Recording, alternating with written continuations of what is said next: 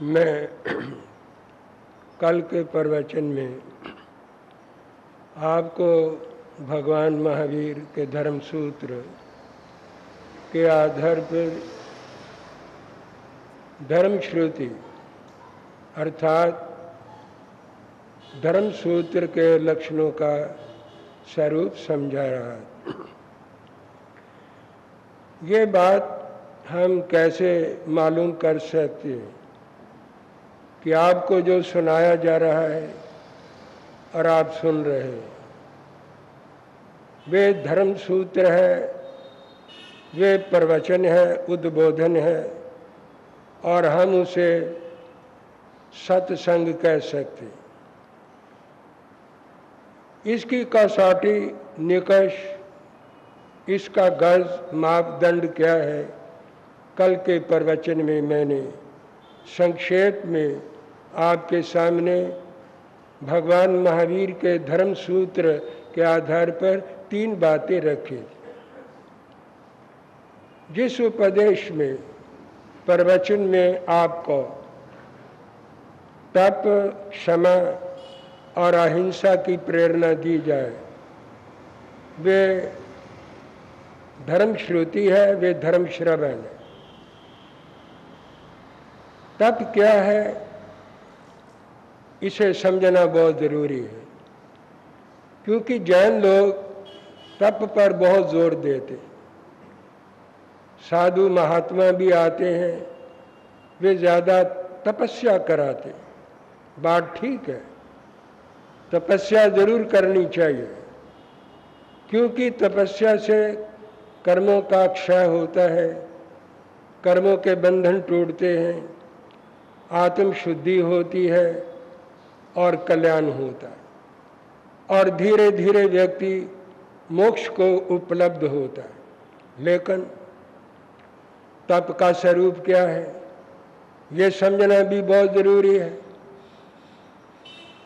एक व्यक्ति ऐसा मार्ग लेता है, वो मार्ग मंजिल पर तो पहुंचता है लेकिन बड़ा कठिन मार्ग, और इस मार्ग में तकालीफ ज़्यादा हैं, कष्ट ज़्यादा हैं, विपत्तियां ज़्यादा हैं और वो मार्ग बहुत देर के बाद मंजिल पर पहुंचता है। कभी पहुंचता है, कभी नहीं भी पहुंचता। यात्री पथिक रास्ते में ही भटक जाता है। एक ऐसा मार्ग है जो शॉर्ट है, छोटा है, कठिनाई भी कम है, कांटे भी नहीं है, गिरने का भय भी नहीं है, खड्डे भी नहीं है, सपाट मार्ग है और छोटा मार्ग है। कोई आपत्ति भी उस मार्ग में आने की, संकट आने की संभावना नहीं है। व्यक्ति थोड़ा मार्ग तय करके आसानी से अपनी मंजिल पर पहुंच सकता है। तो उन दोनों मार्गों में समझदार व्यक्ति कौन सा मार्ग लेगा? वो मार्ग लेगा जो छोटा है, जिसमें कोई तकलीफ भी नहीं, आराम से व्यक्ति चलता हुआ आराम से अपने लक्ष्य पर पहुंच सकता है। तपस्या कल्याण का मार्ग है, मैं मानता हूं, लेकिन तपस्या का स्वरूप क्या है ये समझना बहुत जरूरी है।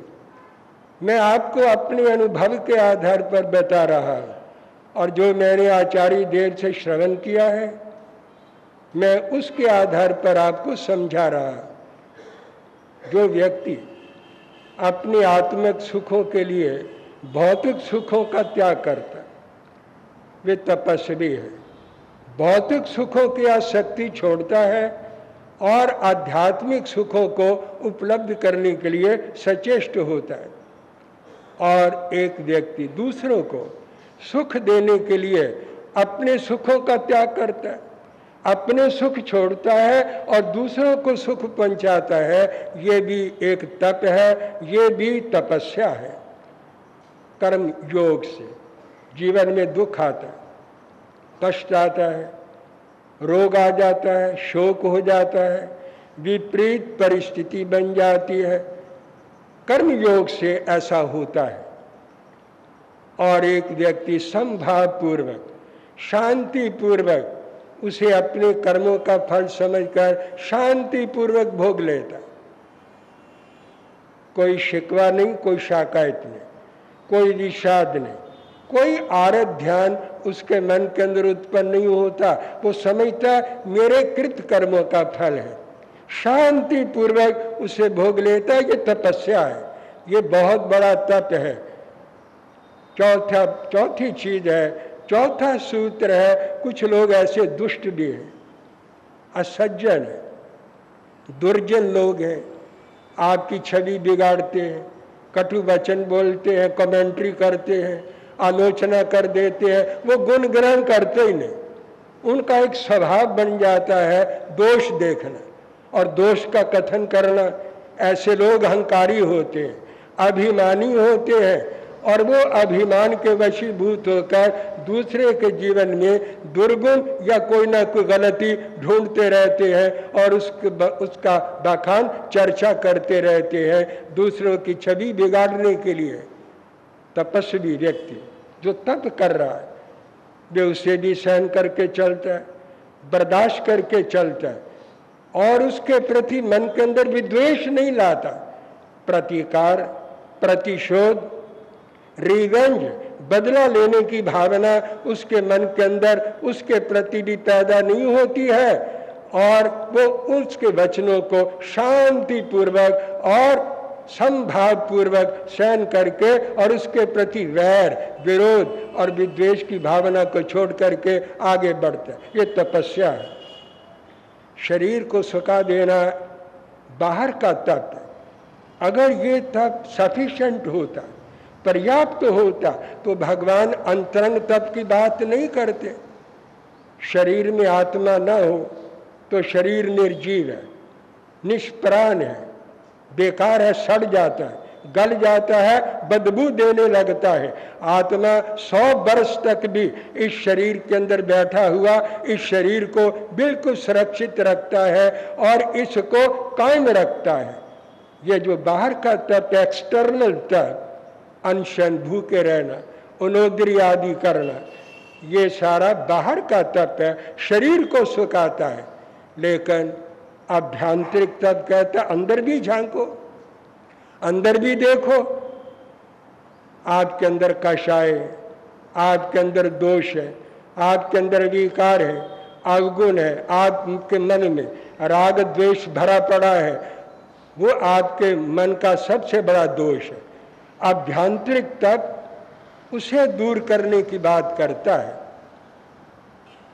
भाष्य शास्त्र में आचार्यों ने ये बात कही, इंद्रियाणी कषाय गार्वे या किसे करे, ना वयम प्रशंसामो किसन साहु शरीरगम। आचार्यों ने ये बात कही, गंधर्वों ने ये बात कही, तीर्थंकरों ने ये बात कही है कि इंद्रियाणी, इंद्रियों के विषय भोग है, शब्द, रूप, रस, गंध, संस्पर्श। तपस्वी इनको जीतता है, इसके ऊपर विजय प्राप्त करता है, इनके प्रभाव से मुक्त रहता है। और कषाय, क्रोध, मान, माया, लोभ, ये जो मन के अंदर कषाय है इनको कृष्ण करता है, इन्हें कमजोर करता है, इसे मंद करता है। और गाढ़वे, जो अहंकार, अभिमान अंदर भरा पड़ा है उसको दूर करता है। न वयम प्रशंसामो साहु किशन शरीरगम। हम शरीर को कृष्ण करने की बात नहीं करते, शरीर में दोष है ही नहीं, शरीर के अंदर कषाय नहीं, शरीर में कोई दोष नहीं। शरीर तो एक माध्यम है, मन भी एक कर्म करने का माध्यम है, वाणी भी कर्म करने का माध्यम है, और शरीर भी एक इंस्ट्रूमेंट है, एक ऑर्गन है, एक माध्यम है कर्म करने का। शरीर में कोई दोष तो है ही नहीं। दोष तो आत्मा के अंदर है, चित्त में है, मन में है। अगर तप का प्रभाव मन के ऊपर नहीं पड़ता तो वो केवल बाहर की चीज है। आप लोग उसकी आराधना ज्यादा करते हैं, पूजा ज्यादा करते हैं, उसे ज्यादा मानते हैं और ये समझते यही सब कुछ है, लेकिन अंदर भी कुछ परिवर्तन हो रहा है। कषाय जा रहे हैं, काम भोग कम हो रहा है, अहंकार भी गलत हो रहा है, अभिमान ठंडा पड़ रहा है और इंद्रियों के भोग कम हुए हैं, इनके प्रति आसक्ति कम हुई है। तपस्वी इन बातों के ऊपर भी ध्यान रखता है। तपस्या क्या है मैंने आपको समझाने का प्रयत्न किया। बाहर का तप तभी सार्थक होता है जब उसके साथ अंतरंग तप मिलता है और अंदर शुद्धि होती, अंदर व्यक्ति पवित्र बनता है और आत्मा की शक्तियों को जगाता है। दूसरी बात मैं कह रहा था क्षमा। अगर कोई साधु महात्मा आपको तप की प्रेरणा देता तो ठीक है, लेकिन तप सच्चा होना चाहिए, वास्तविक होना चाहिए और यथार्थ होना चाहिए। देह को सुखाने का नाम केवल तप नहीं है कि कमजोर हो गए, डावाडोल हो गए हैं और हिल डुल भी नहीं सकते, लेटे ही रहते हैं, हाय हाय कर रहे हैं, दूसरे से सेवा ले रहे हैं, शुश्रूषा ले रहे हैं और मुट्ठी चापी करवा रहे हैं, सारा घर परेशान हो रहा है और तपस्या कर रहे हैं। इस प्रकार की तपस्या को भगवान महावीर ने केवल एक्सटर्नल बाह्य तप कहा है और इसका संबंध केवल शरीर से है, इसका संबंध मन से बहुत कम होता है। मैं कोई तप का विरोध नहीं कर रहा, आपको तप का वास्तविक स्वरूप समझा रहा हूं कि इतना कष्ट उठा करके भी कुछ प्राप्त तो होना चाहिए, कुछ उपलब्ध तो होना चाहिए, कुछ प्राप्ति तो होनी चाहिए। जीवन वहीं का वहीं खड़ा, कोई परिवर्तन नहीं, कोई तब्दीली नहीं। जैसे कि माइलस्टोन, गवर्नमेंट यहाँ पर माइलस्टोन गाड़ देती है, वो माइलस्टोन वहीं पर खड़ा रहता, आगे सरकता नहीं। जहाँ पर माइलस्टोन गाड़ा गया है वो वहीं पर है, यात्रियों को दिखाने के लिए, राहियों को बताने के लिए कि इस गांव से दूसरा गांव इतने किलोमीटर पर है, इतने माइल पर है। वो केवल मार्गदर्शन है, लेकिन खुद वहीं पर खड़ा है। जो व्यक्ति, जिसका जीवन माइलस्टोन की तरह वहीं खड़ा है, कषाय उसी तरह बने हुए, अहंकार उसी तरह बना हुआ है और अभिमान उसी तरह है, क्रोध उसी तरह है, माया छल कपट हेरा फेरी धोखाधड़ी उसी तरह जीवन के अंदर बनी हुई है, कलह क्लेश वैर विरोध उसी तरह मन के अंदर अड्डा जमा करके बैठे हुए हैं और तप कर रहे हैं। इस प्रकार के तप का क्या लाभ होता है? केवल शरीर सुखाया जाता, अभिनंदन हो जाता, कोई समाज से उपहार मिल जाते हैं, पत्र पत्रिकाओं के अंदर फोटो आ जाता है, नाम आ जाता है, चर्चा हो जाती है और जो साधु साध्वी कराते हैं वो एक तालिका बना लेते हैं, एक तालिका बन जाती है। इस चतुर्मास में इतनी अठाइयाँ हुई, इतने मास खमन कराए, वो भी अपने गुरुडम का, अपने वर्चस्व बनाने के अंदर वो भी लगे हुए हैं। क्या लाभ होता है? ये तो केवल प्रदर्शन है। भगवान महावीर ने इस तप की सराहना नहीं की, इस तप को तप नहीं कहा, ये केवल डेमोन्स्ट्रेशन है, प्रदर्शन है, शारीरिक है, केवल दैहिक है, केवल बाहर का है, बहिरंग है। इससे बहुत थोड़ा लाभ व्यक्ति को पहुंचता है। आत्मा की शुद्धि इस तप से बहुत कम होती है। कैसा तप करना चाहिए? मैंने 4 बातें पहले तप के बारे में आपको समझाने का प्रयत्न किया है। ऐसा तप करिए तो आत्मा का कल्याण होगा, अभ्युदय होगा, आत्मा उन्नति के शिखरों पर पहुंचेगी और आपको आत्म शांति प्राप्त होगी। दूसरी चीज है क्षमा, सहनशीलता, बर्दाश्त करना, दूसरों को सहन करके चलना, उत्तेजित नहीं होना, सहन करना। लेकिन ये बात मैं आध्यात्मिक दृष्टि से कह रहा हूं, लौकिक दृष्टि से नहीं कह रहा, सामाजिक दृष्टि से नहीं कह रहा। व्यवहारिक दृष्टि अलग है, सामाजिक दृष्टि अलग है, राजनीतिक दृष्टि अलग है, सांसारिक दृष्टिकोण अलग है। आध्यात्मिक दृष्टि से व्यक्ति को सहन करना चाहिए, बर्दाश्त करना चाहिए। जितना सहन करेगा उतना आध्यात्मिकता का विकास होता है। लेकिन यह वैयक्तिक है, पर्सनल है। हमेशा याद रखिए, जो आध्यात्मिकता होती है वो वैयक्तिक होती है, वो सामूहिक कभी नहीं होती। आदर्श कभी धरती पर नहीं उतरता, आज सारी दुनिया को सज्जन, आज सारी दुनिया को श्रेष्ठ, आज सारी दुनिया को महान, आज सारी दुनिया को आध्यात्मिक बना देंगे, तीर्थंकर नहीं बना सके, कोई नहीं आज तक बना सका। दुनिया में दुष्ट भी रहेंगे, दुर्जन भी रहेंगे, नीच भी रहेंगे, पापी भी रहेंगे, लेकिन जब ये बात कही जाती है कि दूसरे को सहन करो, टॉलरेट करो, शांति रखो और संभाव रखो, और अगर कोई गलती करता है उसे माफ कर दो, क्षमा कर दो, उसे भूल जाओ, अगर ये बात कही जाती है तो ये आध्यात्मिक दृष्टि से कही गई है। लेकिन सामाजिक वातावरण के अंदर कुछ और सोचना पड़ता है। कभी कभी ऐसा होता है, आप तो सहन कर रहे हैं, बर्दाश्त कर रहे हैं, चुप हैं, बोलते भी नहीं, प्रतिकार भी नहीं करते, उत्तर भी नहीं देते और हंस देती है और बात आई गई हो जाती है। लेकिन दूसरा तो दुष्ट है, दूसरा तो दुर्जन है, वो तो नीच है, और वो नीच दुष्ट दुर्जन व्यक्ति कभी रियलाइज नहीं करता, कभी अपने अंदर से महसूस नहीं करता कि सामने वाला व्यक्ति इतना महान है, बोलता भी नहीं है। वो तो बुद्धू समझता है, उसको मूर्ख समझता है, मूढ़ समझता है, और कायर और कमजोर समझता है कि ये कायर है, ये कमजोर है, न इतना कुछ कह गया, इतना कुछ मैंने कर दिया, ये बोलता ही नहीं है।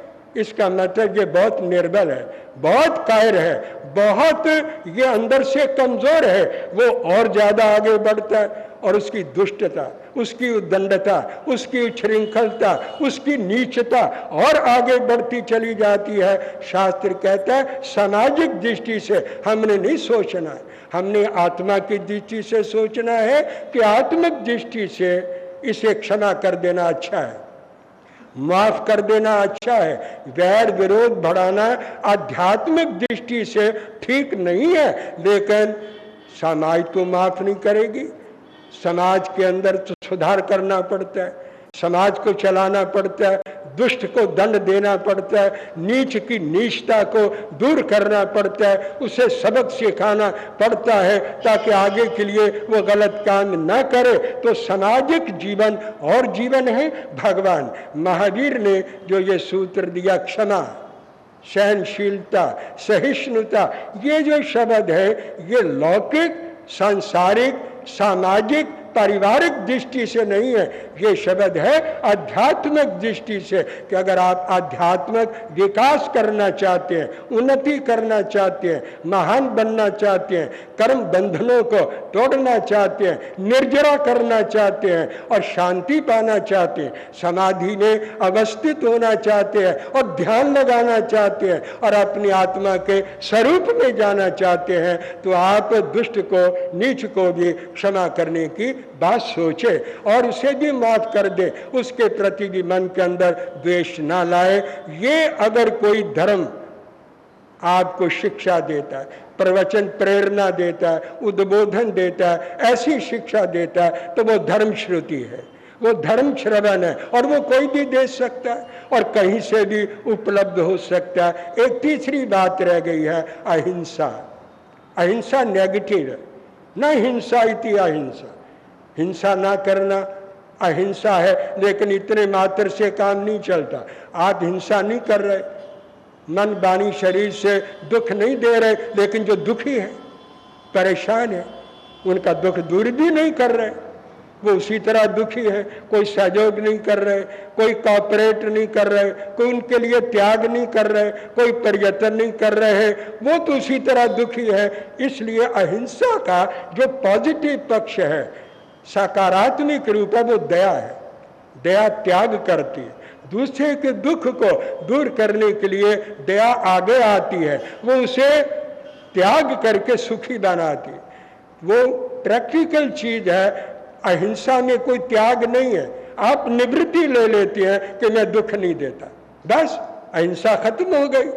लेकिन दया दूसरे के दुख को अपना दुख समझती है, उसे दूर करने के लिए प्रयत्न करती है। समय देना पड़े समय देती है, वस्तु देनी पड़े वस्तु देती है, पैसा देना पड़े, धन देना पड़े धन देकर उसे सुखी बनाती है। तो दया ज्यादा महत्वपूर्ण है सामाजिक जीवन में अहिंसा इतनी महत्वपूर्ण नहीं जितनी कि दया महत्वपूर्ण है, लेकिन दया अहिंसा का एक पार्ट है, एक अंग है, और वो इस सामाजिक जीवन में ज्यादा महत्व रखती है। एक मैत्री है, आप मैत्री सबसे नहीं करते, दया कर देते हैं, प्रेम नहीं करते, केवल मौखिक जबानी सूत्र पढ़ते रहते हैं। मिट्टी में सब भुएसु वैरम मध्यम न कहना ही, आप बोलते रहते हैं खामेमी सवे जीवा, सवे जीवा खमंतु में लोग प्रतिकमन में बोलते रहते हैं, खामेमी सवे जीवा, नारकी जीवों से क्षमा करते हैं, देवताओं से क्षमा मांगते हैं, और एकेंद्री देंद्री तेंद्री छोटे छोटे प्राणियों से 84 लाख जीव योनि के प्राणियों से क्षमा कर रहे हैं, मांग रहे हैं। लेकिन जिनके साथ वैर विरोध है, जिनके साथ लड़ाई झगड़ा है, जिनके साथ तू मैं है, कोई तनाव है, उसके पास जाकर के क्षमा नहीं मांगते हैं। जहाँ पर जख्म है ही नहीं वहाँ पट्टी बांधने की क्या जरूरत है, जहाँ पर जख्म है वहाँ पर मरहम लगानी है, वहाँ पर ट्यूब लगानी है, वहाँ पर हमने पट्टी बांधनी है। लेकिन आप लोग 84 लाख जीवा योनियों से क्षमा मांगते रहते हैं, लेकिन जिनके साथ वैर विरोध है उनके पास जाकर अहंकार को निमाकर छोड़कर तिलांजलि देकर उनके पास जाकर के हम क्षमा नहीं मांगते। ये ना क्षमा है, ना ये अहिंसा है, ना ये मैत्री है, ना ये प्रेम है। हम वास्तव में केवल एक रूढ़ी का, एक प्रथा का, एक परंपरा का पालन करते चले जाते हैं और लकीर के फकीर बने हुए हैं। किसी चीज को, क्रिया को हम ज्ञान पूर्वक करने का प्रयत्न नहीं करते। तो मैंने आज फिर स्पष्ट करने के लिए, क्लैरिफाई करने के लिए आपको समझाया। 3 सूत्र कसौटी है, तप, क्षमा, अहिंसा। कोई भी साधु महात्मा अगर ये प्रेरणा देता उसका वचन जरूर सुनना चाहिए। अगर वह अपने साथ जोड़ रहा है, महावीर से नहीं जोड़ रहा, धर्म से नहीं जोड़ रहा और आपको वास्तविक स्वरूप नहीं समझा रहा, तो इसका मतलब वो धर्म सूत्र नहीं है, वो प्रवचन नहीं है, वो सत्संग नहीं है, वो श्रवण नहीं है, और उसको धर्म श्रुति नहीं कहा जा सकता। बस और अधिक नहीं, विराम ले रहा हूँ। जय अहिंसा। ओम शांति। आज